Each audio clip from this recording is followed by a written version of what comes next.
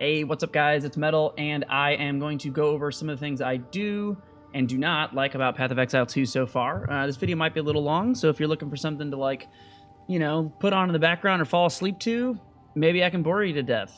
So we'll start with the positive.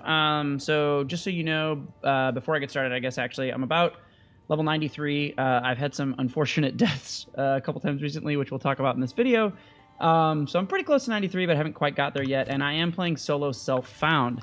So all of my opinions are going to be based around solo self-found. I personally just think it's a lot more fun to play this game, and most ARPGs, not as a trade simulator. Trade can be really fun, but the more I play ARPGs over the years, I've spent a lot of time trading in Diablo 2 and Median XL, which is a Diablo 2 mod, and Path of Exile 1, and Last Epoch, and all these different games. I just find that the game is a lot more fun when I'm not spending time sitting around in trade, bypassing gear checks, and I'm spending more time playing the game and interacting with it. And so that's where my opinions are going to come from. Take that as you will. So we'll start off with, like I said, the good. So the passive tree, I think, in this game is really, really, really good so far. I think it's way better than the Path of Exile 1 passive tree.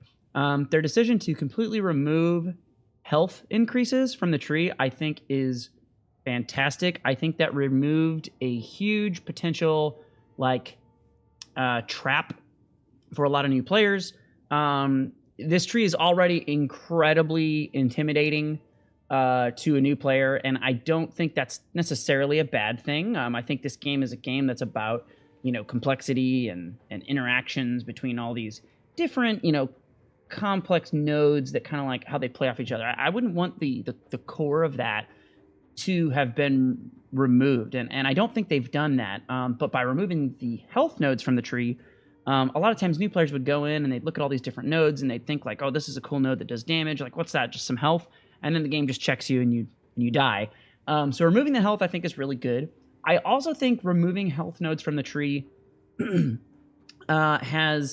it's made the defensive nodes feel a lot stronger. So in PoE1, I would always feel like, oh my god, I need to take like all these different armor and evasion or whatever nodes, and armor is underpowered in this game. We'll talk about that later.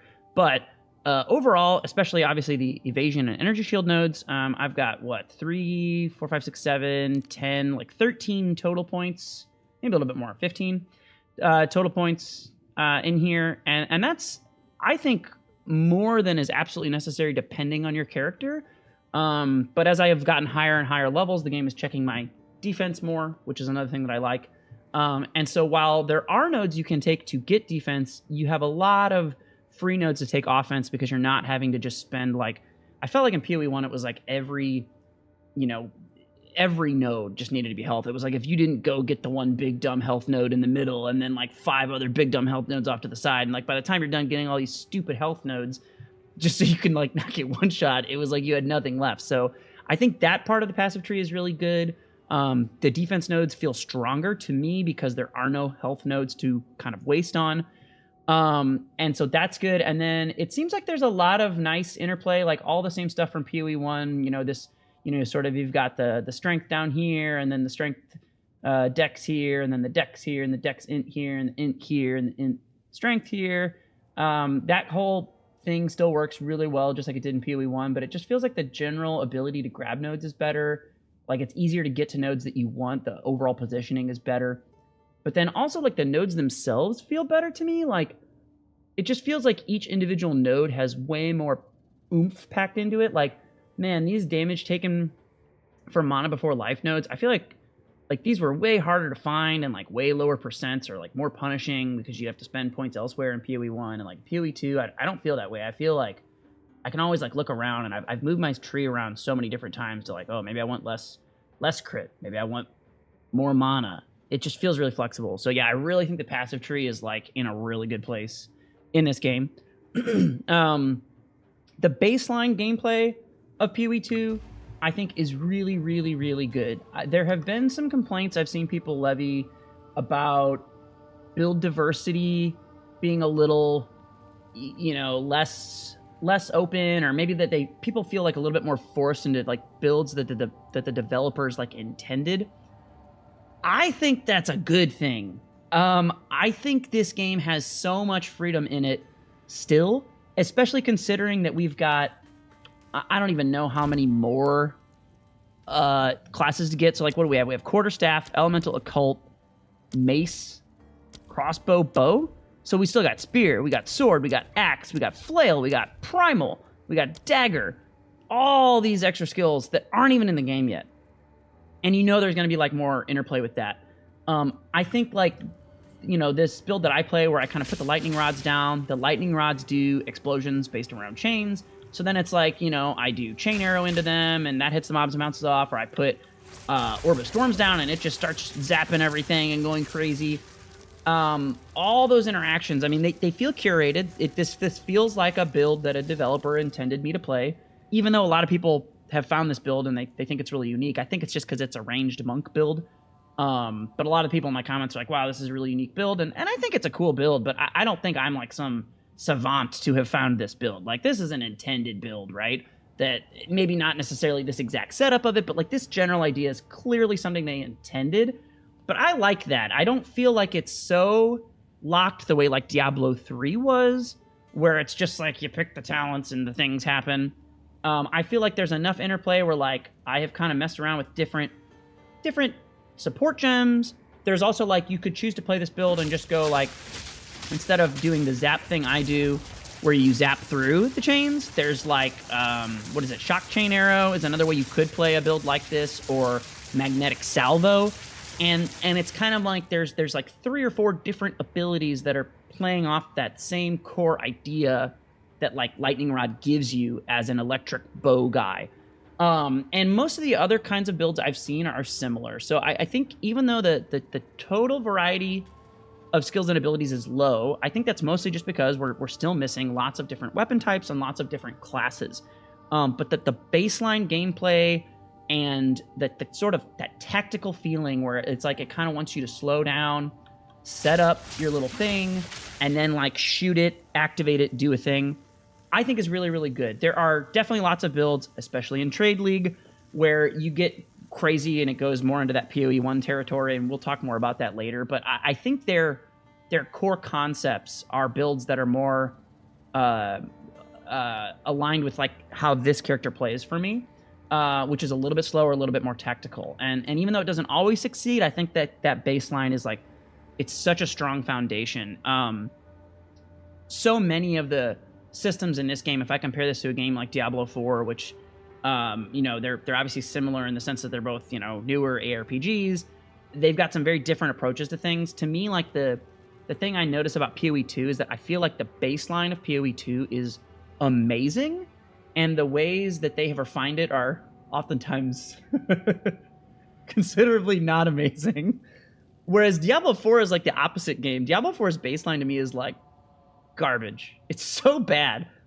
But their refinement and their systems within that bad system are some of the best I've ever seen in a game ever. It's like crazy to me that you could take a game that when I first touched Diablo 4, every time I first touch it, I just like fundamentally hate so many of the systems and choices that exist in the game. But then if I play it for just like a little bit, I'm very quickly like into this amazing gameplay loop that's like actually really well thought out. So PoE2, it's like kind of the opposite, but that gives me more hope. The baseline being strong, the baseline gameplay, the baseline skill tree in this game is such a great foundation to build on. And so even though I'm going to get pretty negative about some stuff a little bit later in this, the baseline is so promising. And I think that is a really good place to start at. Speaking of the baseline and kind of the core foundations of the game, campaign, so good. So good. There are definitely issues with some of the way they deliver the pacing. I wish there was a little bit more like people talking in the background while you run around. I really like those because you get to like play the game and still get some of the story. There was stuff I skipped through because it didn't allow me, like it forced me to just sit there and like talk to the NPC, which is I think always a mistake in an ARPG. So there's little stuff like that they could clean up. But overall, like, man, I had fun the first time going through. The game was so hard in normal, but like in a good way. Like I would go in and be like, what's this guy gonna do? And then just get wrecked like 3-4 times with like some mini boss and be like, okay, I guess I have to respect this game. That was so fun. It was so challenging. The boss fights not all, but almost all of them were really cool, where you were trying to figure out, like, okay, this is like how he does the swing. There's some issue with like telegraphing and stuff like that. Some pretty significant issues depending on the boss. Other times just minor. But they were really fun to like solve the first time, even if they were shit, even if they were like just a total bullshit fight that was pissing me off. It was like when you figured it out, you're just like, yes, like yes, I figured this out. That was really cool. The story is very cool, other than I thought Act 2 was kind of weak, and Act 2 you're like driving the stupid little caravan around, and like the map was really confusing. But like Act 1 was really solid. I thought Act 3 was awesome when spoiler, here it comes. When you like blow up the world and Doriani like comes to like you like take him from the past, and like, man, I wanted so badly to go into Act 4, but like it's not a thing yet. I am really, really excited for how much fun the campaign will be when the full campaign is out. I think that normal first playthrough of that campaign is going to be so good for like your less ARPG guy, you know, PoE guy players, you know, and in a way that it's still fun for like more of us like veteran types. But I think they've got something really potentially magic on their hands with that campaign if they do as well with the follow-up acts as they did with these first three, especially normal. We'll talk about Cruel a little bit later, but we're trying to stay positive for right now. And I tend to, even though this game is very good and lots of games that I like, I get it. I like to get negative and critical. So, all right, we're gonna stay positive. The next other one here, I think this is one of the best games I've ever played with regard to solo self-found, ever. It's really, really, really well balanced for solo self-found. The difference between my character's power and the power that all of my degenerate trade league plebeian friends are playing, even with all their like crazy, you know, 5 billion DPS weapons and stuff like that, the rift is so much smaller than I would have expected it to be, and especially compared to PoE1, where like, holy cow, that like PoE1, depending on what season you're talking about, what time, but a lot of the times in PoE1, like there were so many issues with solo self-found because it was just so hard to like actually use the items and systems in the game like without being in a trade league. Again, depending on the league, it was better or worse, but I think so far it's felt very, very good. It feels like you can make a really strong character like pretty easily. You might not be the strongest, and there's going to be gaps in your gear, but like you're going to be able to do stuff pretty well. And I don't feel like you're like super hard checked. Now, that's definitely not true if you're playing a warrior. More on the negatives of warrior later. But for most other characters that I've seen, you can kind of do what you need to do without spending too much time.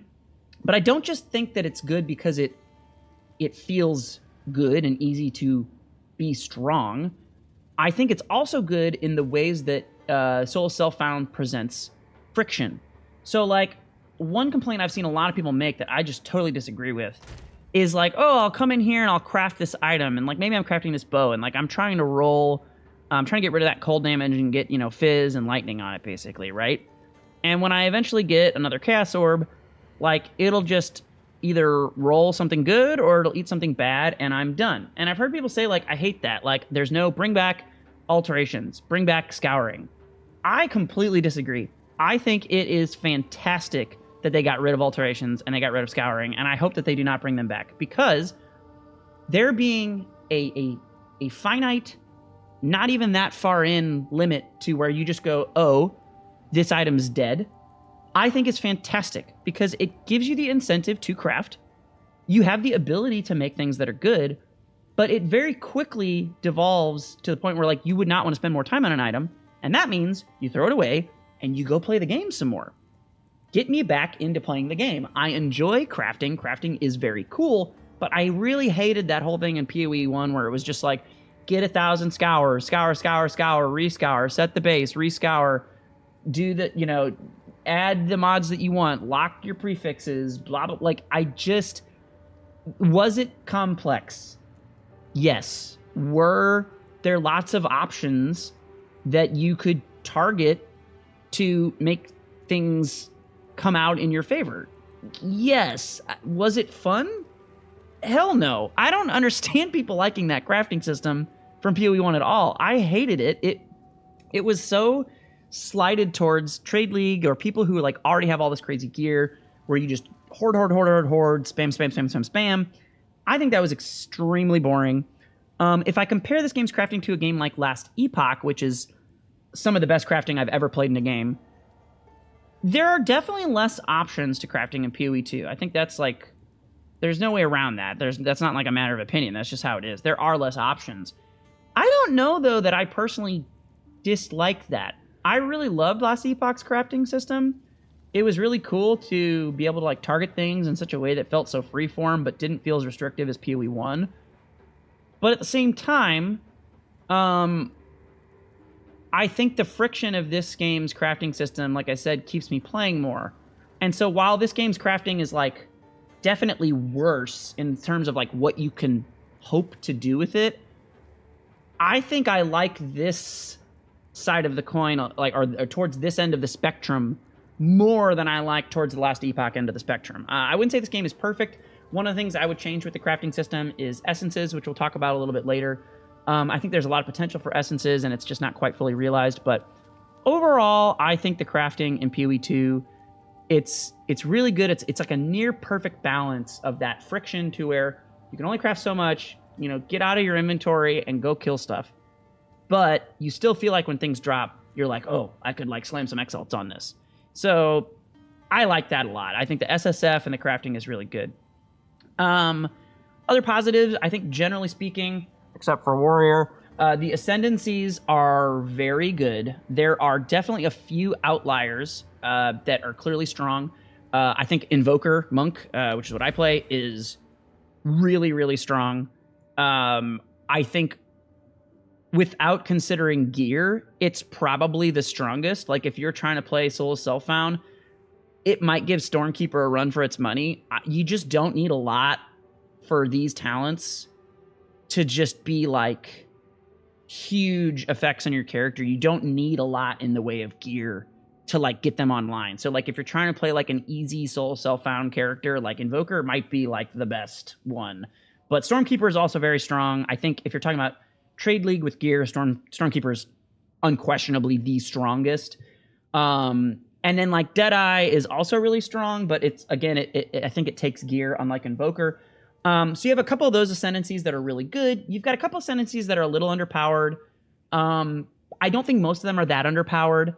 I don't think, other than probably Stormkeeper, I don't really feel like Invoker doesn't feel like it needs a nerf to me. It just feels like it's very good at being a gear agnostic character, which, and then, excuse me, I'm still getting over a little cough thing, so I apologize. I don't think Invoker is like as strong if you're talking about like a well-geared character, which to me kind of like balances it out a little bit. But yeah, the Warrior Ascendancies are terrible. They're garbage. Warrior's garbage. That needs work. Other than that, though, I mean, they all seem pretty good. I think there's a few that could be more interesting. Like Pathfinder could probably be more interesting. Gemling Legionnaire could be more interesting.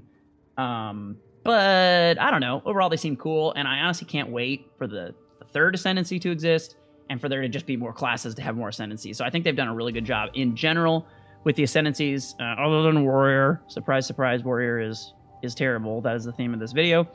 The general feel of this game's softcore hardcore, what I call softcore hardcore, is fantastic. And what I mean by softcore hardcore is without playing hardcore mode, which I think you'd have to be crazy to do in this game, by the way. Like, I actually cannot believe that there are people playing hardcore in Path of Exile 2. Hats off to you, but like, I've played hardcore in a couple of ARPGs, and I have a lot of fun with it, but you could not pay me to play hardcore in this game. But I don't think that makes this game, like, problematic in terms of its design. I think it does a great job of when you play a hardcore character, it gives you... Or sorry, when you play a softcore character, it gives you that feel of hardcore without quite as much of the punishment. And so what I mean by that, like, one thing that, again, I've heard people complain about that I just think is totally wrong to complain about is the one death map system. I think that is fantastic. That is a great way to give you that sense of fright or urgency to get through a tough area. You're never like completely just like, oh, I'll just run in and death run this and die, and who cares? You're always like, man, if I die, I'm going to miss out on all the loot. I'm going to have to run, you know, the map again or whatever. I think that's really, really good. I think the experience loss is good, even though I'm very frustrated with it at this moment for some reasons that aren't, in my opinion, directly related to that experience loss. The idea that, you know, you don't want to die it's a good thing. I think even like when people say like, oh, well, then you die in this area and you've got to rerun through the entire map. I think that's a good thing. Like, it is good that you are punished for dying. That is awesome. And I think generally speaking, all of the disincentives for dying are good. The main issues, which we'll get into later, are kind of like why you die. That's to me the issue. But the fact that this game feels like punishing when you do bad stuff, I think is really good, and I like that. So we'll move on to some of the stuff that's kind of like up, down. Those were all of my like main big positives. So Dodgeroll is the first one I'm going to talk about. That's kind of like, it's good, bad, it's up and down. I think there are some bosses that play exactly like they want it to play, where the boss is like, I'm a boss guy, I got a sword, and hi-ya, and then you're like, oh, and you do the roll. When it's like that, it feels good. If it's telegraphed well, which I think most of the swing abilities are, I think it's great. But the problem with it is, like, some of the abilities are not telegraphed well at all. It's extremely confusing, and I don't think it's interesting to not know which ability the boss is doing. So, like, when the boss has, like, 3 different abilities, and they all kind of have, like, the same startup, but then, like, one is, like, the forward slash, and the other is an explosion, and the other is a laser beam. I have absolutely no love for the game's punishment being that you must figure out exactly which that ability is at the very, very, very, very end. Like, that's completely uninteresting. It should be clear when they go to do the ability, like, which it is. Because otherwise, it's just so frustrating to have, like, to just, like, the difficulty is that this boss, out of the corner of your eye while you're dodging all the other BS mechanics, like, the core difficulty is that, like, at the very last second, he does this slash, and, you know, it could be one of 3 different things. I don't find that interesting. I think dodge rolling, depending on the character type, can be very frustrating. Warriors. We'll get to them later. That is a huge frustration for certain characters, but for other characters, it feels great. That's kind of why, like, I switched to a ranged character at some point, because the whole system just feels better. So there are things that work with dodge rolling, and there are things that don't. Even after they did the whole thing where the dodge roll, like, lets you pass through the tiniest space available between things, there's still times where you get stuck on stuff and die. Like, I have this clip here. So this is like, I'm doing a ritual encounter, and I go to, like, roll past something. Where is this? Don't I die somewhere? I wish, if I was better at my quote-unquote job, I would have prepped this clip better. I think it's, like, right up here. Yeah. So I'm going to start this ritual encounter. And this is, I'll talk about Ritual later. Ritual has some issues too, but, like, so this is fine, you know, you get sectioned in with Ritual is the whole thing, but, like, I hate that there are all these other objects in Ritual. I'm skipping ahead, but, like, I don't mind that I'm sectioned into this little circle, but, like, these other objects being inside the circle are really dumb. And so you'll see I roll here to get through the mobs, right? But then I'm, like, stuck on this tree. I'm stuck in these roots. I can't move anywhere. And then I just die. Like, I literally am just completely, I'm, like, inside of a root, or I'm, like, inside of a nub on the map, and I'm just left, right, can't move, and you're just dead. That kind of stuff doesn't just feel bad for rolls, it is infuriating. Like, they have got to figure something out, and to me, like, the easiest thing is not even really, like, the roll is like a symptom. The real issue is they just need to do a better job of either A, not putting weird BS things obstructing in the middle of a tight area. Like, Ritual is already, the whole point is that you're stuck in this circle. Why can Ritual spawn where there's a house and 4 trees in the middle of an already tiny circle. That's not interesting at all. It shouldn't exist. Ritual should only be allowed to spawn in an area that is clear, or ritual should clear out an area so that you've got your actual circle to deal with. The fact that you're rolling into this tree and getting stuck is stupid. I'm sure there's a way to fix that, but like they could also just design the encounter better. What is interesting to them in their mind about like having 100 different trees in a row in your way, while there's like a tornado of rats chasing you, while there's a million mobs spawn? It's not interesting, and it's counter to like their whole baseline design. It feels more like PoE1, which I'm jumping ahead again, but so Dodgeroll is like a win-loss. There are cool things about it, but there's a lot of ways that it's just stupid. I think boss design is also a win-loss. We touched on this a little bit earlier, so I won't stay on this one too long, but like usually they're fun to solve. There's a few boss encounters that are not fun to solve. There's just like the mechanics are overtuned, or it's just like jank. But I think overall they're good. But it can be hit or miss. And then very specifically when you get to the end game, I think the pay to enter bosses, I have never understood the appeal to that. It is so weird to me that you would ever want to do a pay to enter. I understand that like they don't want you to farm the boss is literally why they do it, but then like that entry fee should be something that is more regularly attainable. So like when you do like Arbiter of Ash, the RNG from like all the Citadel things that can spawn on the endgame map is so absurd. I've gotten to level 93. I have literally never seen an Iron Citadel. Ever. I haven't found one at almost level 93. And the Citadels I have found five Copper Citadels and 1 Stone Citadel. So like, I'm almost like done with this character because it's so frustrating to me that I've spent, I don't even freaking know how many hours, and I can't even attempt the Arbiter of Ash because I just can't. It's not like I can't do the content. Like I'm blowing up the Copper Citadel every time I find it, but like I just can't find the other Citadel. Why is it so rare? You know, why is it RNG? You know, and why are there 3 different types of Citadels that all have their own like item I have to find within that existingly already frustrating RNG system? I have like 7 Copper Citadel things in my stash, but you know, you can only use 1 copper thing at a time, and the other 2 you have to go find. I think that is so stupid. They need to have for these big bosses, like these end bosses, it needs to be something more like the Trial of Sekima, where you're just getting to the end and you find so many, what are they called? Jin Barias or whatever, the little key that lets you do that trial. You find so many of these. This to me is fine. Like this is like basically preventing me from, you know, just farming this boss endlessly and endlessly and endlessly. Meanwhile, yeah, I said 7. I've got 4 spare and then 1 in the door. So 5 Faded Crisis Fragments, but these are the only ones that I have. These are the only ones that I have. Like, and how is it possible? Like, look how many of these trials I've gotten to do these end bosses. Meanwhile, the Arbiter of Ash is like, it's not like I can't, like if the fight was hard, that would be one thing, but like I can't even try the fight.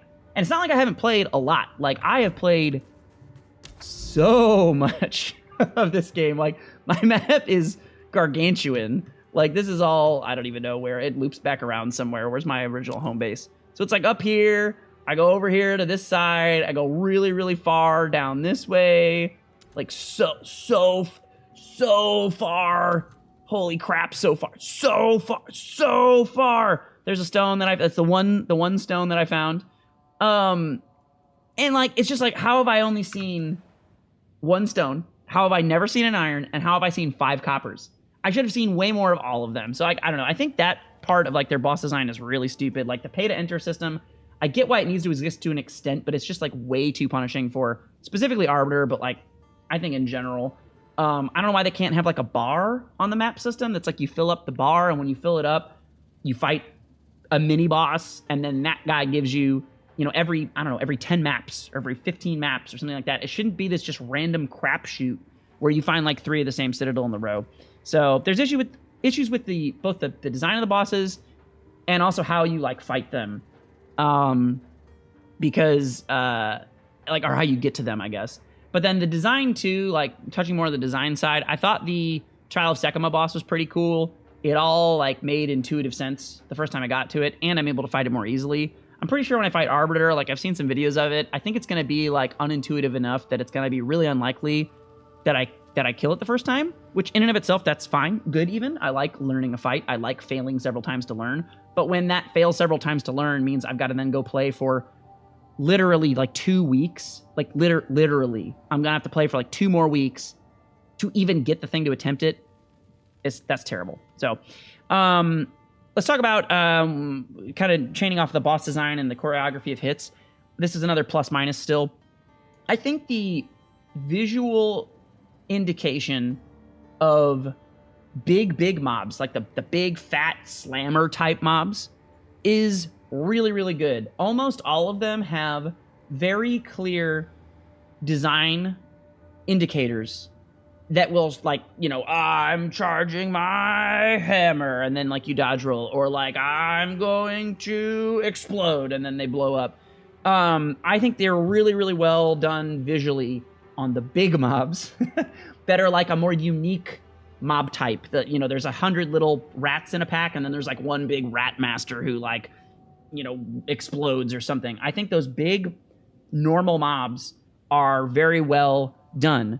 I feel pretty much the exact opposite about all of the little shitter mobs, especially when the little shitter mobs are like rare. So you get some tiny little bug, but then the tiny bug has like an absurd on-death effect, or the tiny bug has corpse explode. Why does corpse explode exist? That shouldn't even be a thing. So then, like, you kill a bunch of stuff, and there's some tiny little bug flying around at 1,000,000 miles an hour. You could never hope to, like, mouse over that mob and see what it says. You could never, in a million years, mouse over it and see what it says and be like, ah, that's a corpse. Like, by the time you even have that thought, you've already blown up from standing still. So what I really don't get about that is that there are some effects that they have gone out of their way to make really obvious. Like, there's one that's like a mana drain, and every time you see that, you know it. There's like a big blue circle of mana drain, like around the mob, and it's like the most obvious thing ever. And you see that guy, and you're like, oh, that's mana drain, time to start kiting. But then on the flip side, things like proximal intangibility, which should be extremely obvious, have literally no indicator whatsoever. And so then you'll end up dumping like an entire salvo of damage into this guy, and you're like, what is happening? Oh, it's proximal intangibility. Let me, like, there should be a very clear visual indicator for all of those unique effects that is as clear or even more clear than the big monster slammer things. Like, every single one of those effects should have a super obvious visual to it that you can see without needing to read text ever. And if it doesn't have that, it should be deleted from the game. Deleted from the game. And I know it's an early access game, but that is borderline inexcusable. The inability for the player to determine what is even happening with some of those effects is terrible. And I think it gets more and more bad as you progress more and more into the end game, as the game kind of, in my opinion, devolves from PoE2 into PoE1, which we'll talk more about later. So plus and minus there. Some mobs are designed really, really well. Some mobs are designed terribly in terms of your ability to tell what they do. So there's just a large discrepancy there. The Flask system is my last, like, plus minus. I really, really like the 1 life Flask, 1 mana Flask. I do not remotely miss PoE1 piano utility Flask meta. It was so degenerate and stupid. You're just spamming 1, 2, 3, 4, 5, 1, 2, 3, 4, 5, 1, 2, 3, 4, 5, like the entire game. Like, it was so dumb.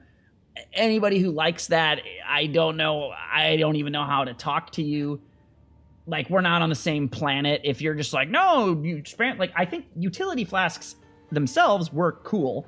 Like, maybe 1 utility flask, like having like the one thing. Yeah, an extra little button to hit, but like 5 utility 5 utility flask meta, piano spam every time you do anything, garbage. So I really like the 1 mana, 1 life potion. That's like some good friction, and I like that they tried to add in some of that utility flask stuff into this charm system. I think the charms are also really cool. You can roll charms to do freeze immunity or chaos damage reduction or extra item rarity or bleed removal. I I think that's an awesome system, and they're more passive, but they kind of like activate based on certain conditions. The problem with the charm system is that even after they buffed it, it is like borderline impossible to get belts with extra charm slots, because even if you find one with 1 or 2 extra charm slots, I've, as a solo self-found player, literally never seen one with 3. It's never happened. 100% of the belts that I have found that have extra charm slots have garbage other mods. I have never one time found a belt that had remotely decent like resistances or life or mana or anything like that that also had charm slots. It is my opinion that there is no reason for every single belt to not just have 3 charm slots. Why can't we just have 3 charm slots? Or for maybe if you don't want them to have like 3 charm slots in normal, maybe like every time you beat the end of the act, you just get an extra charm slot, like kind of the way you get extra spirit, like from some of the quests along the way. Like I feel like by the time you're in the end game, which currently is after Act 3, but maybe in the final game that'll be after Act 10 or whatever. By the time you get to end game, you just have 3 charm slots. Period. Charm slots as an item affix is garbage. It is so stupid, but I love the charm system. I love the idea of the charms, and I like interacting with charms and like swapping them out for different fights. Like, like when I was going through the campaign, there would be bosses that did like, I don't know, a bunch of cold damage or freeze damage. And maybe my cold res was low because I was like still going through the campaign. My character's not optimized, but I could like go to my stash. I saved all of these charms just in case I needed to like roll some. And I could like grab a different charm, and then that would actually help me like solve that fight. Like I remember the first time I did the Act 2 boss, my fire res was low, and I was like, what do I do? I'm solo self-found, I'm not having good luck finding fire gear. And then I was like, oh, I could put this charm on my character that makes me take less fire damage whenever I take fire damage. That's amazing. So like the charm system is awesome. It's just so stupidly implemented in the sense that it is an item. Like, can you imagine if there was like a belt mod that gave you more potions, or like you needed a belt mod to have a mana that's just so dumb. So I don't know, they just need to give you charms as a baseline reward the way they give you spirit as a baseline reward, and I think that would fix that a lot. So again, plus minus. Okay, so drum roll please, the moment you've all been waiting for. It's time to get toxic and angry. So here's all my negatives, my big negatives. So I'm going to start with what I think, these are sort of loosely in a priority order. For sure, my number 1 negative for this game is performance. I think the game performance of PoE2 is inexcusably, totally, just not acceptably bad. And I will tell you that I play on a potato. My potato is not, a literal toaster potato, but I still have a 1080 GTX, and I still have a Ryzen Gen 1 1800X. So my computer is old. It's about 7 years old.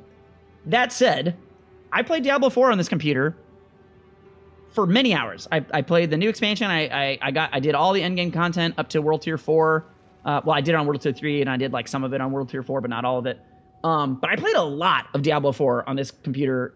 Before that, I played Season 1 of Diablo 4 on a Necromancer, like when it first came out. So I've played like 2 characters for like hours and hours and hours and hours of Diablo 4. I have never once had a performance issue in that game. If I have, it's been like really fleeting. Like maybe there's like a billion monsters, and then like some weird thing happens, like, and then I'll get like a drop. But for the most part, when I play D4, and my settings are all in like, medium low when I play D4, like medium low, something like that. So my settings aren't great, but the game runs. The game runs, and it honestly looks good. This game does not look as good as D4, like, at all. And it runs terribly. I am fighting for my freaking life to get 30 FPS at times in this game. To even get above 30 when I am fighting large quantities of monsters on a map with lighting while I'm doing, my lightning rod. And to me, the problem is, like if I'm literally in my hideout right now, I'll go where there's no lightning rod, and I'm gonna have like, I don't know, 70 FPS, okay? And this is like everything on low. Like the only thing I don't is texture quality, which doesn't do anything. The 1080 GTX is not a low VRAM graphics card or anything, so that doesn't affect it. But like everything else, it's like lighting is only on shadows, shadow quality low. I even run FSR And I've played a couple different ways. I currently have dynamic resolution on. Sometimes it helps. Sometimes it actually makes things worse. So depending on like the map I'm in, sometimes I want balanced with dynamic resolution on, which generally looks better. And other times I go to performance, which makes things look pretty bad, but does help a lot. And then I sometimes need to turn dynamic res off because sometimes it's like, it feels like it's like more CPU load to be constantly switching resolution, and it actually like lowers my FPS. So it's kind of like depends on the map. I've been kind of like going back and forth. It also gets way worse performance in windowed full screen than full screen, which every game is that way, but this game it feels like the gap is like larger. But playing this game full screen is like impossible because I need to be in, you know, I need to be like looking at wikis to see like how gems work or like talking to people on Discord or whatever, and like I'm not messing with that. But like if I'm in just my freaking hideout, I have 88 FPS, 85, 90 FPS right now, right? I'm just gonna shoot my lightning on the ground. And I'm gonna start my normal DPS rotation. And my frame rate is gonna drop all the way down to like 55 just from like doing this. Can you imagine how much worse it is when there's 100 million monsters on the screen? I am not kidding. There are times where I drop to like 20 FPS. So like, I'm on an old computer, but I have played modern games that look better than this game that I have no problem getting 60 FPS in. And this game, it is a freaking fight for my life to get 30 or 40 FPS. It is inexcusably terrible. There is no excuse. There's no excuse. It is not get a new computer. Like, there are games that run way better than this game, that look way better than this game. It is terrible. And my suspicion is that it has something to do with the lighting options because, you know, running around getting like 70, 80 is probably fine. But then like all this extra lighting, and it looks pretty, but like there needs to be an option for lower end gamers to disable some of these lighting effects, especially stuff like Lightning Rod, which is just 1,000 lightning bolts exploding every second. These don't even look good, and they still kill stuff. Especially in a genre like ARPGs, which are traditionally very, very popular on lower-end computers. I don't understand what they're doing with this game engine. It is, I think, the #1 thing, and this is on a list of, there are going to be several other very, very important things, and I think this trumps all of them. It is terrible. It is laughably bad. It is inexcusable. They need to give different graphic options to make the game look worse so that you can play it. Like, I get that they want it to be pretty, but like, you cannot tell me that a 1080 GTX shouldn't be able to run this game when it can run Diablo 4 with no issues whatsoever, when it can run Last Epoch with no issues whatsoever. This game inexplicably just cannot run well. It's inexcusable. So that's my biggest thing. I think my second biggest thing is the gargantuan rift between melee and everything else. All ARPGs are melee unfriendly inherently. If you disagree, you haven't played enough ARPGs. There is no such thing as an ARPG that is not hostile to melee and better for ranged. And so I don't think this is some new thing to this game. It's just that the rift is so big. But like, the only time melee is ever good in an ARPG is if it is overtuned. If melee is overtuned, melee will be good. And I say this as a melee lover. I almost always play melee knowing that I am, you know, going to have a little bit harder time than if I played ranged. I'm not a stranger to ranged. I play them too. But even considering like the concedence of ARPGs will always be a bit melee unfriendly, this game is like far beyond that even. I started this game as a warrior. I think I got to level 15, and I was just like, nope. Nope. I don't care how strong. You could tell me that warrior was the strongest character in the game. It's not. It's terrible. You could tell me it was the strongest character in the game at level 85. And I would just be like, I don't care. I will not subject myself to this user experience. Like, all you're doing is rolling. And then you're like, oh, I'm going to go attack this guy, and he's got to do a swing again. I'm going to roll. Like, it is so stupid. And when it does work, you're getting like 2 or 3 little shit hits in to do like a dumb, like you do an armor break. It does no damage. You're like, roll, little hits. And then you do like Hand of God or whatever it's called, and you just like one-shot the ball. It is degenerate. It is awful. There is nothing fun or cool about it. And most of the time you just feel like you can't play your character because you're just spending the entire game fighting for your life, running around, rolling, armor's bad, your attacks are slow. They need to put way more damage into individual hits of things like Rolling Slam or stuff like that. They need to have way less emphasis on this armor break stuff. I think the idea of armor break is really cool, but it's just too big of a spread. Like, you do no damage to armor break and then you do all the damage. It is very stupid. Most of the time it's just a garbage experience because of all the like on death effects and explosions, which we'll talk about later more. But yeah, most of the time you just feel like all you're doing is rolling around. Just, it's horrible.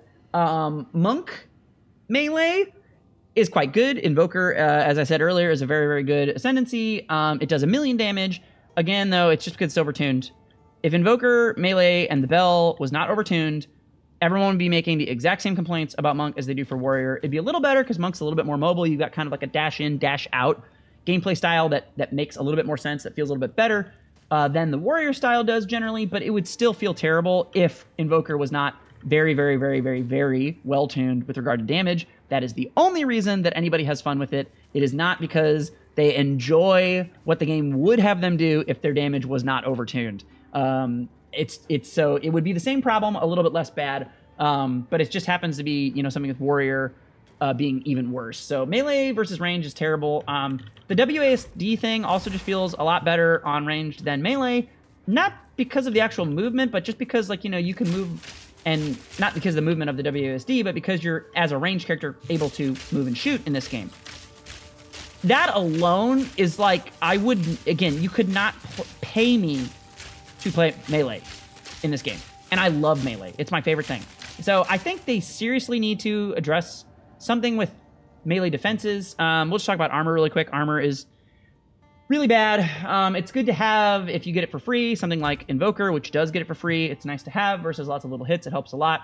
Doesn't do anything against boss abilities.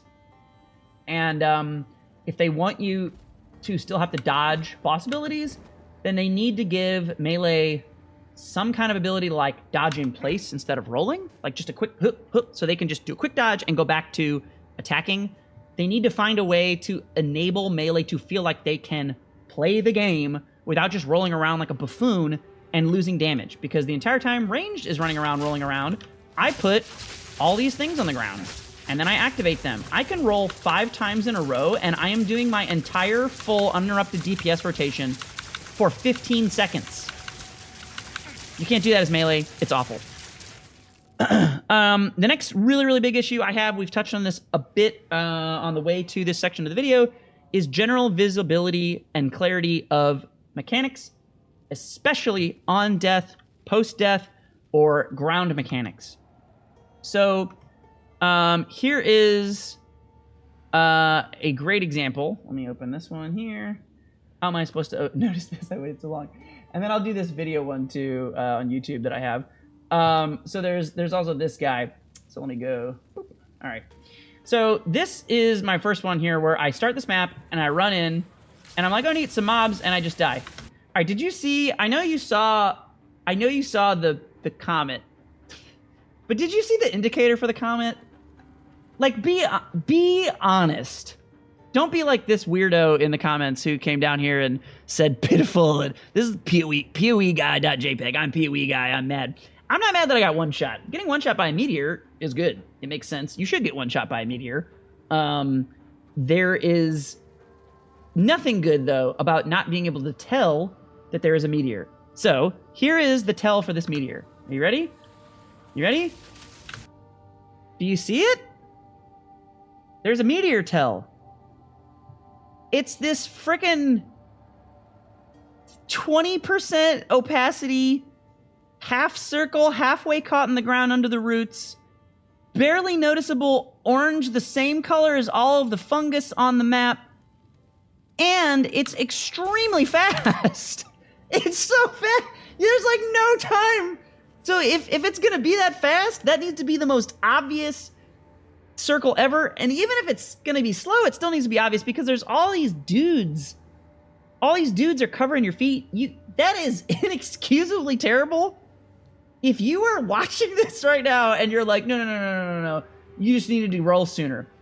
Shut up. Like, why are there people who think this? This is unreasonable. There is no world where you could look at this interaction. Look, I slow it down later. There is no world where you could look at this interaction, hi Chris Rock meme, where you could look at this interaction and think, even on slow-mo, look at how fast this is.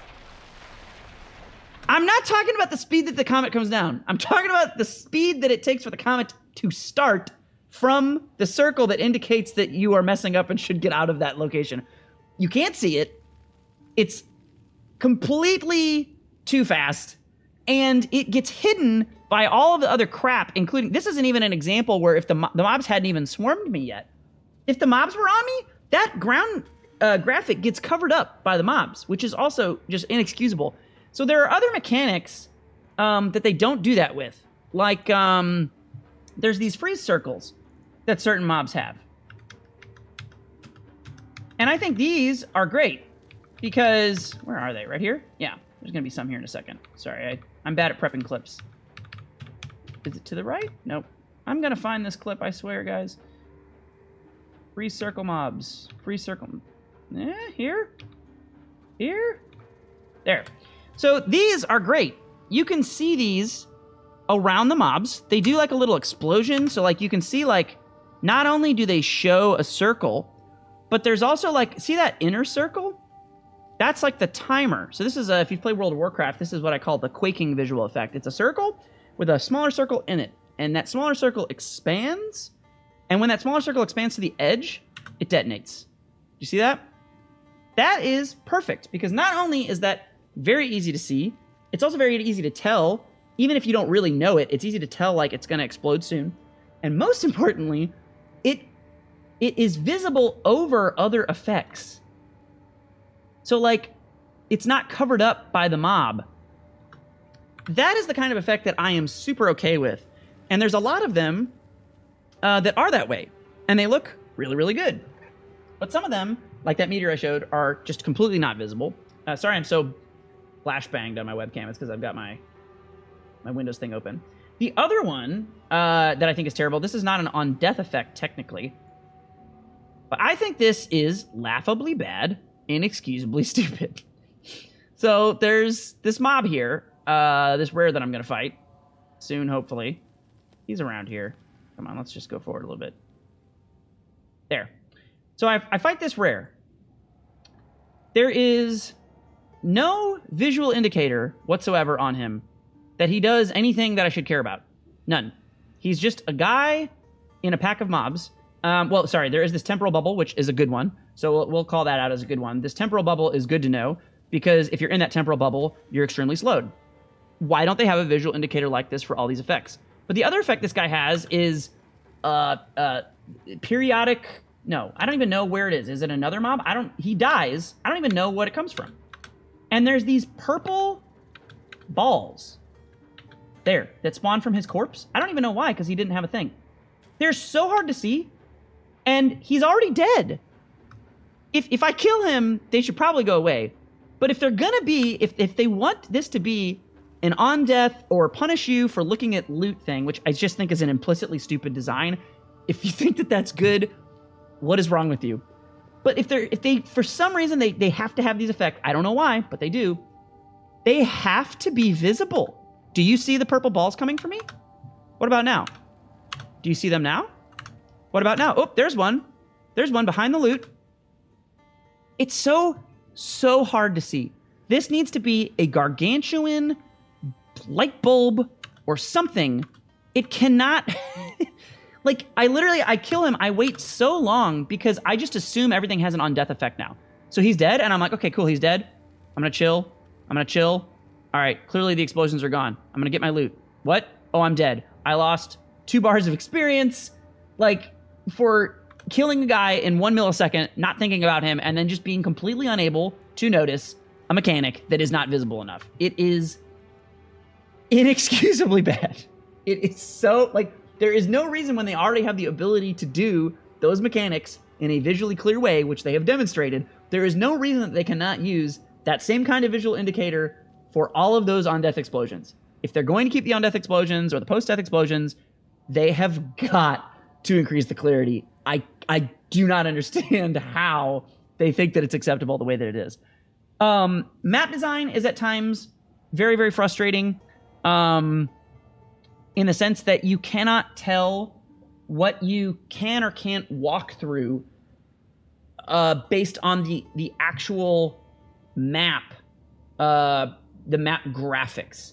So like if you think about that ritual encounter that I was on earlier, there's like a tree in the way. That's very obvious. Like you see the tree, you're like, I can't roll through the tree. And I don't have a visual example of this, but I think hopefully you guys will get what I mean. But there are other times where there isn't a tree in the way, or there isn't like a puddle of lava. Like a puddle of lava is like an obvious thing. You're like, I'm not going to be able to run through that puddle of lava. It's going to be like a wall. I'm going to have to go around it. But sometimes you're on a map, and the map is like a green grassland. And then there's just like a slightly darker green grassland, and that's off limits. And when you look at like the map, when you pull up the in-game map, you will see that there's a wall. But like all these walls are obvious to me whether I'm looking at the map or not. This is clearly a wall that I can't pass through, right? But there's a lot of quote-unquote walls that aren't. They look like open ground that you should be able to walk through, but they're just not.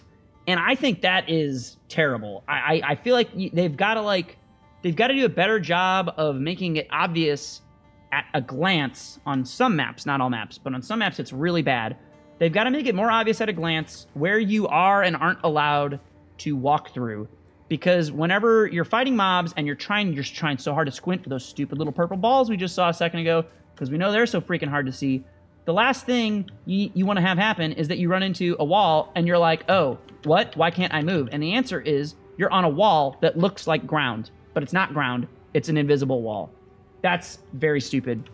They need to fix that. They need to, and it's just a couple maps, but they just need to like make it more dark, like make the ground you can walk on brighter, make the ground you can't walk on darker. It can't look basically the same and just be an invisible wall. There's a woods map that's that way. I think it's called like Willow or something like that. That's terrible. There's all these like trees with leaves, and it just looks like things that you could walk on, but it's actually like an invisible wall, and you're not allowed to walk on it. But then the normal ground is also tree leaves. It's terrible. They need to fix that. Another really big negative to me is, and this is, I've mentioned this a couple times, but the game devolves into PoE1. It is like you are playing two totally different games between the first time you do the campaign in normal and when you get kind of like halfway through Cruel. Cruel is, if you're saying Cruel is like Nightmare in Diablo 2, I think historically Nightmare has always been easier than normal, actually. Your character starts to come online, you get talents that enable you to do more damage or be more defensive or be more mobile, or just kind of in general your character starts to feel more powerful. And then typically by the time you get to like Hell and Diablo, it's like harder again. But like Nightmare, if you know what you're doing, is usually easier. This game kind of does that, but it's such a departure. I remember there were bosses that I like. Oh, I'm not big again. Please enjoy my big face, which is now being blown out by bad lighting. Okay, I'm gonna be a small face again. But like there's I'll fix that later. There's parts of normal that are like so hard. You're like fighting a boss 10 times or more sometimes because you're like, man, I gotta like, maybe your res is low, or maybe you're just having a hard time figuring out like the choreography of what a slash looks like to dodge it, or maybe like you haven't seen a phase yet, so by the time you get to the new phase of the boss, you like die again. I think that all feels like pretty good. I feel like dying like 10, 15 times on a boss, if you've never fought it before and you're just like learning it, I think that's great. But then when you get to Cruel, it's like you're just completely crapping on these bosses. Like there you go, I fixed the lighting for you guys. They're like so irrelevant. Like you get to Cruel and you're like pop, pop, pop, pop, and the boss's health just goes and they're just dead. They don't even, like, they can't even spawn and they die. That's a problem. Like Cruel, I think they actually need to like super nerf all damage in the game. All damage. I think every character needs to be doing probably literally a fifth of the damage it's doing. Like if you can kill a boss on a solo self-found character without crazily twinked gear, and I think this is a good build that I'm playing, but it's not that big of an outlier. There are lots of builds that do this. If you can kill a boss in 5 seconds, that's a problem.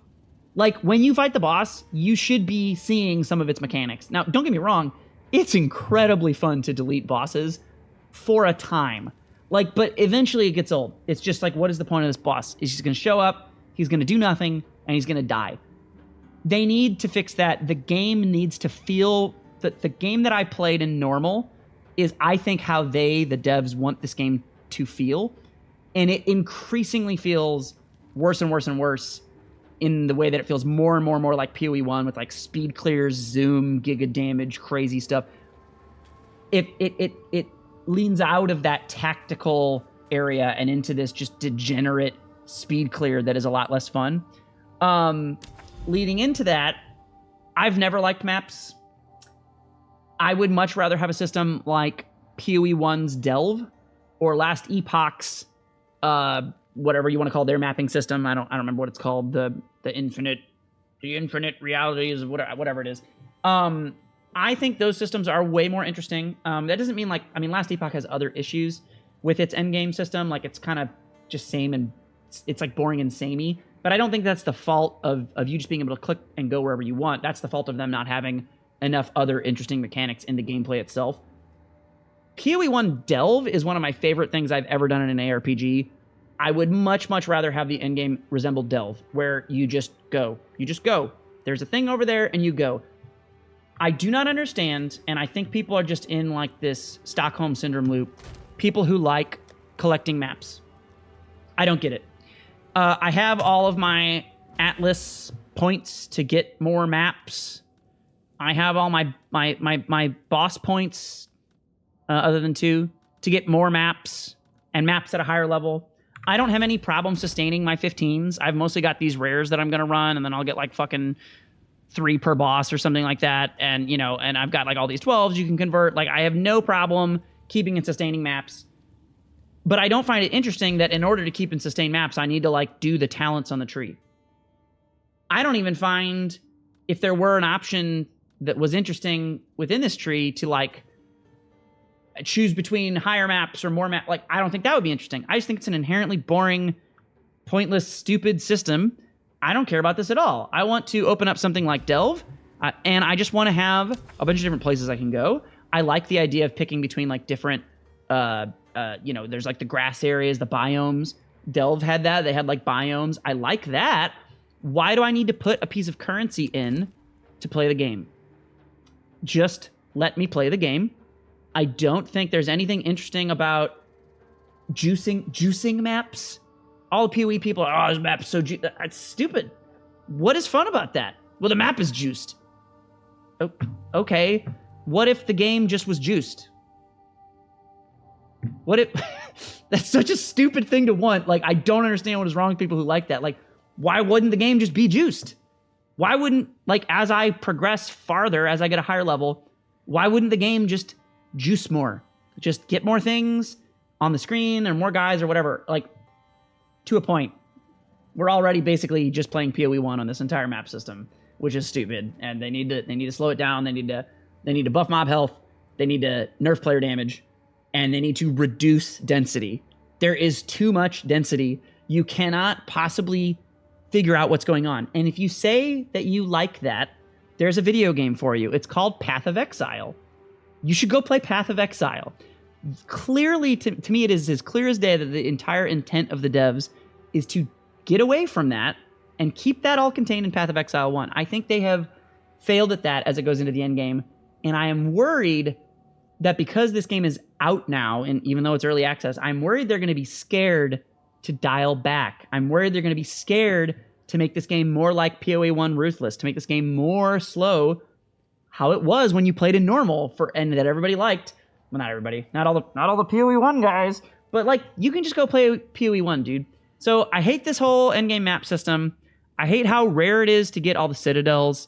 I hate how RNG it is to get the citadels. I hate map management. I hate rolling maps. I hate that there are maps that you can get that are 400% rarity, that have no negative mods hardly at all, that don't do anything to your character.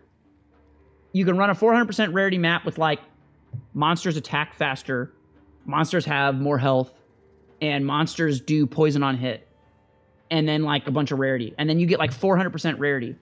Then you could do a rare that has 90% rarity but the mod is monsters do 40% extra damage as chaos damage, you know, and you could just get gibbed by a random thing. I don't understand how you're having fun. I firmly believe that anyone who thinks that they're having fun with that literally doesn't understand why they're having fun. And what they're having fun with is that they have an overpowered character that goes through maps really, really fast and blows stuff up. That's fine. Who doesn't like that? But you're not enjoying maps. You're not enjoying juicing a map. You're enjoying doing content with high density. There are a million ways they could do content with high density without relying on this stupid, archaic, spend currency to play the game system. Let me just play the game. I just want to go. I just want to play the game and go. And I think you've seen throughout this video, like, I like friction. I don't think spending currency and picking modifiers on your map based on RNG currency drops is interesting at all. I just think it's stupid. So just don't enjoy it. Nothing about it is good, in my opinion. While we're on the map system, towers are extremely dumb and pointless. You go to do a tower, and you might as well put a level 1 map into it and just run to the end and reveal the thing, because, like, if you put a juice map in a tower, there's, like, hardly even enough stuff to be relevant. And then also every freaking tower has those stupid sneaky shade tiki mask ghosts that go immune to damage and then reappear and do a freeze thing that you can't see because they were invisible and there's too much crap on the screen, and then before you know it, there's a big freeze thing, and they're so stupid. The towers are awful. They should just be like, if they're going to keep the general map system, the towers should just be like a normal map. It's always the same layout. It's the same damn layout every freaking time. It's like the tower exit is in a different spot, but it's the exact same map every time. Why? Make it random. Make it be Steaming Springs as a tower. And it's just like, you know, it's just a lookout map. It's like when you complete Steaming Springs, it reveals stuff around it. It shouldn't be like a separate map that's always the same. Like the same layout. It's so boring. I hate the towers. And they don't like view far enough either. Like this whole system where you just randomly go through, like picking random directions and praying you find a citadel based on like, oh, the stone citadel's usually in the mountains, or the iron citadel, and the stone citadel's in the grassland. Like, but like, I don't know, there's all this grassland, there's no stone citadel. It's just a crapshoot, stupid. I should be able to reveal more of the map. I should have more agency over where I'm going, like PoE1 Delve, rather than all of this random BS. Talked about the citadels being stupid. Yeah, they're dumb. We already talked about that. The Ascendancy quests, I think, are way too hard relative to their level. I had fun with Trial of Sekima and Trial of Chaos to a degree. When they get out of hand, Trial of Sekima, in my opinion, you can solve with like your honor charms. And then Trial of Chaos feels like you just need to overlevel the crap out of it. Or you need to get really, really good RNG luck on what mods you pick, and that doesn't feel good. The mods are like so ridiculously punishing, and you so often have like bad choice after bad choice after bad choice after bad choice, that until you just completely outgear it by, or not even outgear, outlevel it by being like a way higher level than the trial that you're running, it just feels like a random crapshoot. It's stupid. The bird boss is so overtuned in there. They need to do something about that bird boss.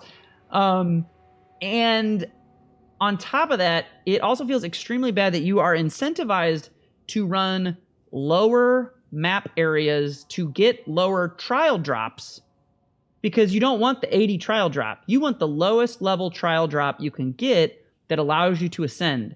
So then when you're trying to ascend, you're like, instead of doing content that is relevant to you, you're like going back and doing content that's less relevant so that you can get like a level 74 or 75 or whatever level it is that lets you get to the 4th drop. Because why would I want to do that on an 80 and make my life harder when it's already RNG bullshit for the trial, when I could do it on like a 74 or 5 or whatever level it is and have it 5 levels lower? That's stupid. The trials should not have to be farmed. Like, there shouldn't even be like, the trial should be like a set level. And the level that you do it at, either if they want it to be as hard as it is, which is okay, but that level shouldn't be like 66 for trial level 3. That area level should be like 76 or 80. And the area level for 4 should be like 90. Like, it doesn't make sense that you're like a level 68 and you get all these coins, but you just hold them. Like, and I'm sure it's not as bad in Trade League, where you invalidate everything by having better gear because you're just trading for stuff and skipping progression. Enjoy that if you do, I guess. But like in SSF, or if you're not trading really degenerately to over super character pass the content, it is way too difficult for most builds to do them at the level that they drop. I think that's very stupid, especially if you don't have like all the charms or relics or whatever they're called for like Trial of Sekima. So that's stupid. I think movement speed on boots is way too rare. Holy crap. It's way too rare. It's so stupid how rare it is. It's like the rarest affix of all time. I don't think you should always be able to make 30% or 35% or 40% movement speed boots, but I do think you should very easily be able to make 10 or 15% movement speed boots. It should be really, really easy to make 10, 15, maybe even 20% movement speed boots. It should be very, very, very easy. Like, if they made movement speed boots have an implicit move speed of 10 or 15%, and then slightly increase the likelihood of movement speed rolling on boots, but then reduced the cap, like you couldn't ever get 35, you could only get 15 or 20, that would be much more interesting. The disparity between, like, just finding boots that have no movement speed 99% of the time, and then just being so starved for movement speed at all that you'll never get rid of a movement speed boot with 30% movement speed, even though the rest of the stats on it are dog shit, or it's like the wrong base type for you, is very stupid. They need to make movement speed. I think it should be an implicit, but it should be like a low implicit with just a slightly higher chance to roll a lower roll range. That's what I think they should do with it. And then this is my last section, but it's probably going to be a pretty long one. This is all of the affixes: Delirium, Ritual, Breach, Expedition, etc. Pretty much all of them suck. They're pretty much all terrible and stupid. I don't find any of them interesting. Delirium is maybe the most interesting one because it tries to incentivize you to like push fast and hard and not turn back, and in that way it's kind of like Breach, where the ones that put you on like kind of a timer to push through I think are kind of fun and interesting. Like, oh, this is the part of the map where I'm gonna like buckle down and go for it. I think that's a cool idea. The problem with Delirium is like it's built around going forward, and a lot of the maps are set up in such a way that like you can only go forward so far, and then you have to like backtrack because just the map layout forces you to like backtrack. And then a lot of times the Delirium would be like, what are you doing? You're running away. You're running out of the Delirium. You're not fighting stuff frequently enough or running forward enough. I'm going to end the Delirium encounter. And then you're like, well, I didn't have any choice but for that stupid Delirium encounter to end, because the way this map layout is, it's like I have no option other than to just go back. Or like sometimes you'll do a Delirium map and you're like, where is the Delirium entrance? And it's like usually somewhere near the portal. But sometimes there's like this stupid big area behind the portal where you start in a map and the Delirium thing spawns there, but you like don't realize that's what it is. And you get through the whole map and you're like, where is this Delirium portal? And then you realize it was like 50 feet beyond the spawn where there's no mobs anyway. Why can that happen? The Delirium maps should just spawn you into Delirium. They should just spawn you in. And they should incentivize you for running forward, but it shouldn't end the encounter unless you want to. Because there's too many maps where the encounter is ended even though you're trying really hard. And it's not because like my character's slow or I can't kill things fast enough. It's like literally the map dead ends in a stupid way, and I have no option but to backtrack. That shouldn't be allowed to happen. I think Delirium is really terrible because of that. The Delirium rewards are really, really good. The necklace annulment stuff, or whatever, whatever it's called. Anointment? Anointment. That's cool. Yeah, you get to pick a thing from the tree from an area that you wouldn't be able to get to otherwise. That's cool. No problem with that. The reward for Delirium, I think, is like pretty much perfect. It's just the way you interact with it is so asinine. It's so stupid. You're like actively trying to do it, and the game is just like, oh, you ran backwards. There's no mobs because our map is crap, and you ran out of things, and now your encounter is going to end. It's so stupid. I hate it. So that's like a huge problem that needs to be fixed. Ritual, first of all, I've never once found anything that was remotely interesting in a Ritual reward roll. It's just implicitly boring. Like, oh, you get this currency for the Ritual, and you can buy these random items. They're crap. They're crap. They're always crap. Like, there's never a good item. And if there is, it's like some random weird one that's like so rare that the game gives it. Like my buddy linked me, it was some omen, and it was like 11,000 Ritual to buy it or some insanity. And it's just like, okay, well, that's like, I don't know. It's terrible. The rewards though are less concerning to me because like just having some random reward to gamble is like fine. What's really stupid about Ritual is that you do the rewards on a map that could ever be active. They have the ability to pause the game from the Chaos Trial Master mechanic from PoE1. They have the ability to pause the game from PoE2 from when you open up your skill screen or from when you hit escape. Why does the game not pause when I browse a vendor? it is inexcusably stupid that I can clear out and I can look around and, oh god, okay, I've cleared everything out. We're on the stupid ritual thing. I've run circles around it 4 times. I go to the vendor, and some stupid little shit mob from off screen just slowly walks in and starts attacking me while I'm at the vendor. Or even worse, I'm at the vendor and it's a burning ground map. And I go to click on the vendor and it's like, oops, I'm in burning ground. Let me like find the perfect little pixel to stand in that I can stand in the dumb pixel, but then also be able to click the ritual and then view it while my entire screen is occluded and I can't see anything. So if a mob does come in, I'll have no idea. It is freaking unexcusable that the game does not pause when you browse that vendor. Like, there is no reason. They literally have the technology. It's just a freaking box they would have to check that's like, do the pause mechanic when the vendor's open. Inexcusable. It needs to pause when you browse the vendor.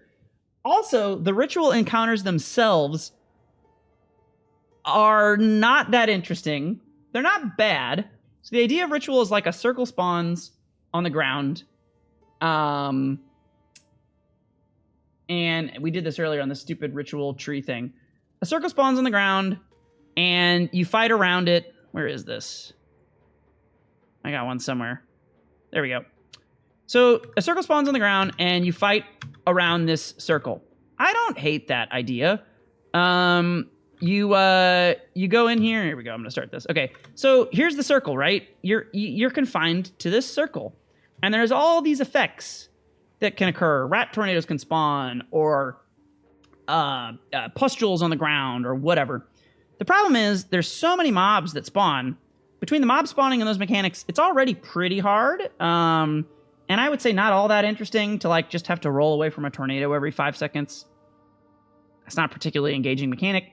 But what happens is, and this isn't even that bad of an example, but you can see the idea, is like all these trees are just extra crap that makes it even harder to navigate. This one is like okay, but like I think it should always clear out stuff in the way. Like when it goes to the ritual encounter, there should be nothing in that circle. And it's even worse on maps like Crypt or Forge, where the map is like a straight line and a curve and a straight line and a curve.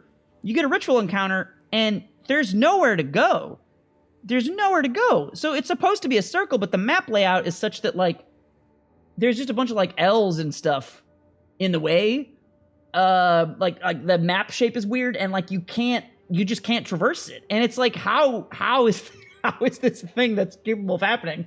Like, so they should just make the ritual like teleport you to like a preset arena that they can define as not being stupid as hell, because it's way, way inexcusable that when there's like the RNG of where the ritual spawns means that there's like nowhere for you to even roll to like avoid the mechanics. Like, I just don't understand how they think that's okay. So Ritual's not good either. Ritual's also generally bad.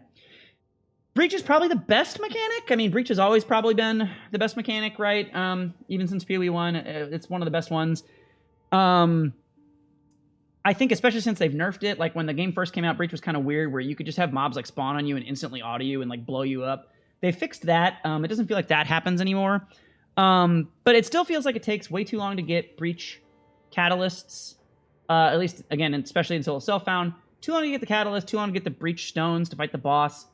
When I have had Breach mini-bosses or whatever they're called spawn, they, like, not only are irrelevant, they just, like, show up and there's, like, a weird nameplate, and I'm like, what's that? And then it, like, dies. It doesn't ever really drop anything. It's like they just spawn and they don't drop. I feel like I should get, like, a crap ton of stuff for killing those guys, and they should probably be a little harder to kill.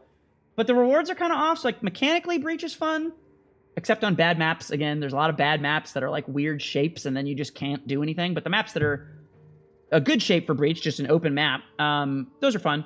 The mechanics of Breach are fun enough. And, you know, you click the little hands and yeah, that's fine. But like the rewards are crap. They don't spawn enough. And when they do spawn, they're like, I mean, the catalysts are really strong. Don't get me wrong. But like, I don't know. I have like 7 catalysts and I'm level 92 and I've done a bunch of breaches. Like I should have so many of these from doing this, but it's just like you don't get enough reward and the bosses don't give you anything. So Breach is probably the best one, and it's not that good.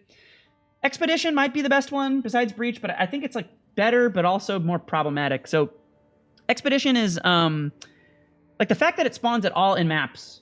It's the same issue as Ritual. It shouldn't spawn in a map. It should be like a portal to an expedition. Like, because the problem is there's like all these stupid things on the map that like you read.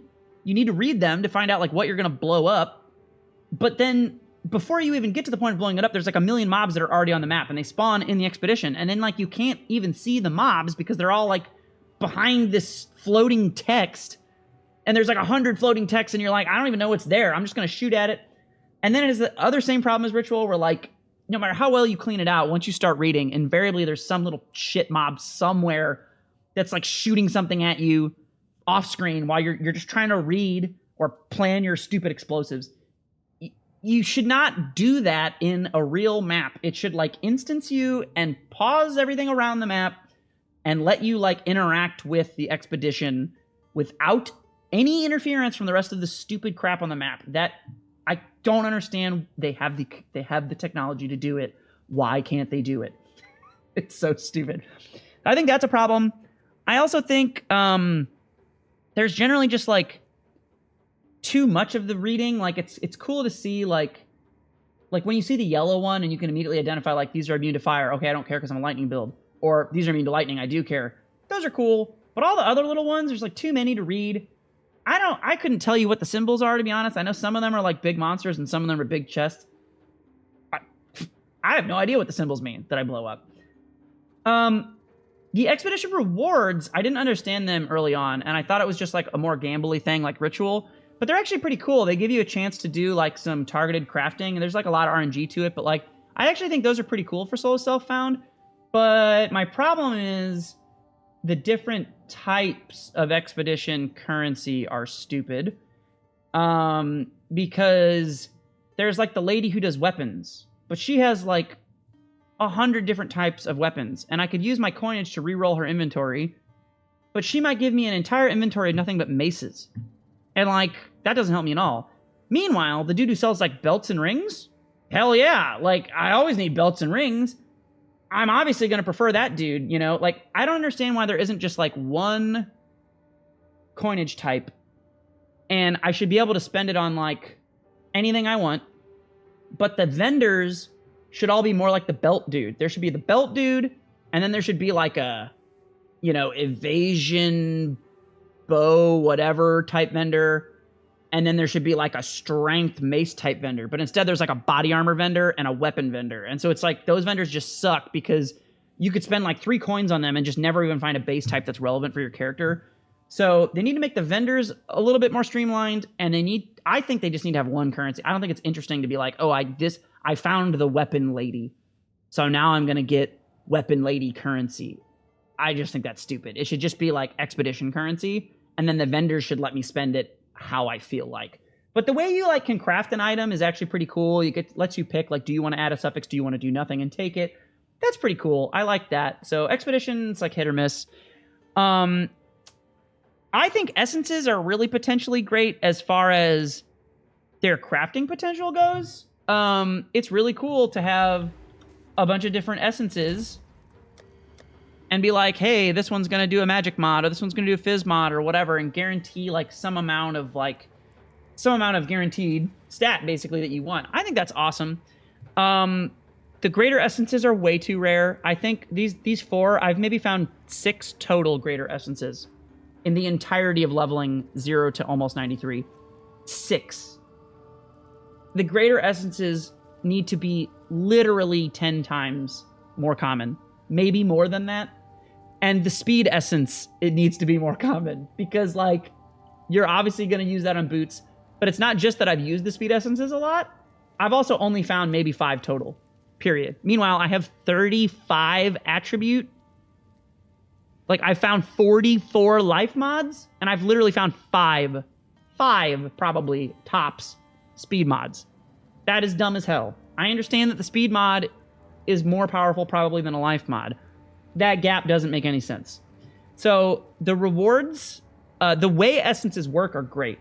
The quantity and the rewards and the rarity of them is awful. The essence gameplay mechanic is so stupid and boring. I mean, I guess I like it in the sense that like my character's good at it, and there's a guy and he's frozen in ice, and you put down your damage, and you start it, and you click, click, click, and then you move away, and the guy dies instantly. Oh, that's cool, I guess, because I can do it easily, but, like, it's not interesting. It's dumb. It's boring. There's nothing cool or unique or interesting about a guy that's frozen that you set up and explode. They could take this crafting system of essences and just make it a completely different gameplay interaction that drops it. They could also, to be honest, they could just make essences random and make them way more likely to drop. And I would not miss there being a dumb frozen guy that I one-shot. It's a completely boring, uninteresting thing that I don't understand why they think it's good. So I just want to make sure I'm delineating between essences as a crafting mechanism. Great, just make them drop more and more frequently. Essence as a gameplay mechanic, garbage. Why is it here? Delete it. I don't understand why it exists. And then the other thing I would just delete are strongboxes. Who enjoys strongboxes? What is wrong with you? They were dumb in PoE1 when you identified them and then they just shat out mobs or did whatever they did. They were dumb then. They're dumber now when you still have to... I don't want to identify a strongbox. I certainly don't want to spend my currency on a strong... Oh, you get a blacksmith strongbox and you could spend an all... Shut up. This is stupid. I don't want to do that. That's dumb. Why do you find that interesting? It's not like you can put a... Like, maybe if you could turn it into a blacksmith strongbox, like any strongbox, if you used a certain currency, would turn it into a weapon box. Maybe that would be cool, but you can't. You find a weapon box, or you find a currency box, or you find a whatever stupid type they are. And then not only is it just like not interesting to like use your currency on them at all, I have to go, I have to portal out, I have to go back to my currency stash. I roll a random thing and it's like, oh, this has more rarity, and also it shits out chaos clouds. Oh, okay, that's not interesting or cool. That's not interesting or cool. The way they change them now is like they spawn like all these rounds of monsters that take forever. Like, it's like 5 skeletons pop out. They all get one shot instantly. Wait 15 seconds. 5 skeletons pop out. They all get one shot instantly. Not only is that just boring and uninteresting already, they for some reason decided that they should put a gargantuan smoke cloud on the ground that you can't see anything. And if there is a mechanic like, what do they call the voltaic orbs or whatever, the fire orbs that fly out at you and explode? This one does fire orbs that fly out and explode. It sure would be a shame if that fire orb flew out and exploded anywhere in the gargantuan pitch black smoke cloud that prevents you from being able to see anything. And it would be a double shame if there were also mobs that left ground effects on their own that were obfuscated by that smoke cloud, which happens all the time. Like, I don't understand who that mechanic is for. I don't understand who is enjoying any part of strongboxes. Just delete them. I never want to see them, ever. I'm never happy to see them. So, at any rate, now that we're through the negative part, I would like to reiterate that clearly I've had a lot of fun playing this game. I've got to level 92, almost 93. There are a lot of really good things about this game, which we covered in the really good things section. Man, this game needs a lot of polish. I was really hoping it would be less of an early access game than it is, but it's so early access, and it's early access in a way that, like, I think I would have actually had more fun with this game if it ended after the normal campaign. If the only thing they gave in early access, if they had, like, no end game and it was just do the campaign in normal, I think I would have a much more positive outlook on it overall. I wouldn't have spent as much time on it because it wouldn't have been an end game system for me to interact with, but I would have just thought, wow, what a cool, interesting, unique take. But this whole thing devolving into PoE1 is just like, it's tragic. I really hope they dialed that back. So anyway, those are my thoughts. Thanks for spending an hour and a half with me. If you did, I don't know. I even had a script, guys. I mean, well, not a loose script. It's just, I just have a lot of things to say. I like blabbing. All right. See ya.